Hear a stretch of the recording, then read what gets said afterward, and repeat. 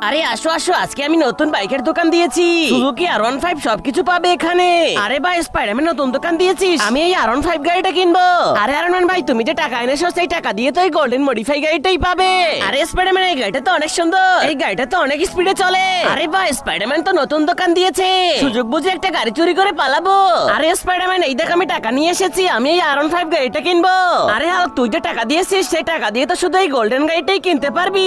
আরে ভাই, এই গাড়িটা তো অনেক সুন্দর, আমি এই গাড়িটাই নিয়ে যাব। আরে আজকে তো অনেক টাকা হয়ে গেল, এখন এই টাকাগুলো বাড়িতে রেখে আসি। আরে স্পাইডারম্যান তো চলে গেল, এই তো সুযোগ পেয়েছি, এখন আমি R15 গাড়িটা নিয়ে পালিয়ে যাব। তার আগে এই দুইটা গাড়িতে বোম ফিট করে চলে যায়। কি মজা, স্পাইডারম্যানের গাড়ি তো বোমা মেরে উড়িয়ে দিলাম। আরে কি আমার বাইকের অবস্থা, এটা কে করলো? আরে বন্ধুরা, এখন তোমরাই আমাকে সাহায্য করো।